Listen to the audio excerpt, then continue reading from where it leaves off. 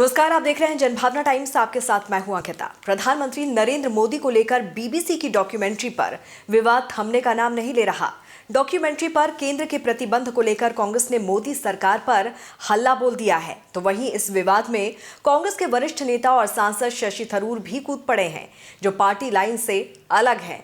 दरअसल इस मामले पर बात करते हुए कांग्रेस सांसद थरूर ने कहा था कि बीबीसी डॉक्यूमेंट्री पर विवाद अनावश्यक है। थरूर की टिप्पणी ऐसे समय में आई है जब कांग्रेस और उससे जुड़े संगठन प्रतिबंध के बावजूद अलग अलग जगहों पर डॉक्यूमेंट्री की स्क्रीनिंग कर रहे हैं।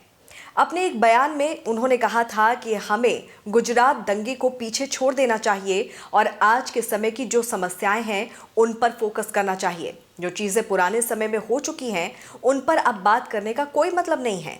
साथ ही उन्होंने सुप्रीम कोर्ट के फैसले का हवाला देते हुए कहा कि इस घटना को 21 साल बीत चुके हैं। सुप्रीम कोर्ट इस मामले में पीएम मोदी को क्लीन चिट दे चुका है।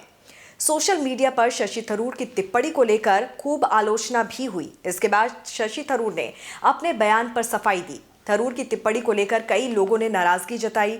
एक यूजर ने लिखा कि थरूर अब लोगों से गुजरात दंगों से आगे बढ़ने के लिए कह रहे हैं। कांग्रेस सांसद थरूर ने कहा कि उन्होंने कभी भी लोगों से गुजरात दंगे को भूलकर आगे बढ़ने की बात नहीं कही। थरूर ने ट्वीट कर लिखा, मैंने वो नहीं कहा। मैंने बार बार ये स्पष्ट किया है कि मेरा मानना है कि गुजरात के घाव पूरी तरह से ठीक नहीं हुए हैं, लेकिन ये देखते हुए कि सुप्रीम कोर्ट अंतिम फैसला सुना चुका है, हमें इस मुद्दे पर बहस करने से बहुत कम फायदा होगा। थरूर ने सेक्युलर कैंप को निशाने पर ले लिया। उन्होंने आगे कहा कि देश के धर्मनिरपेक्ष लोगों को गुजरात दंगों को लेकर खुद के बारे में दुर्भावनाग्रस्त रहने से कुछ हासिल नहीं होगा।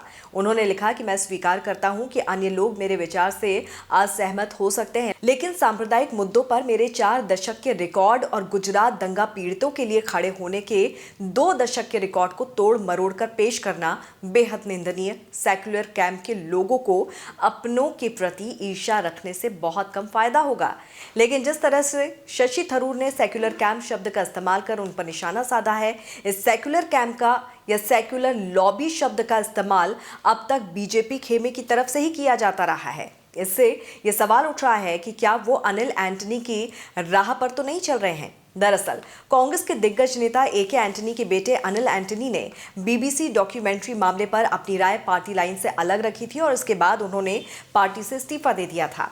अनिल ने गुजरात दंगों में पीएम मोदी की भूमिका को दिखाने वाली बीबीसी की डॉक्यूमेंट्री की आलोचना की थी और इससे संबंधित एक ट्वीट किया था और लगातार उनके ऊपर इस ट्वीट को डिलीट करने का दबाव बनाया जा रहा था। आखिरकार उन्होंने अपने कांग्रेस के सभी पदों से इस्तीफा दे दिया।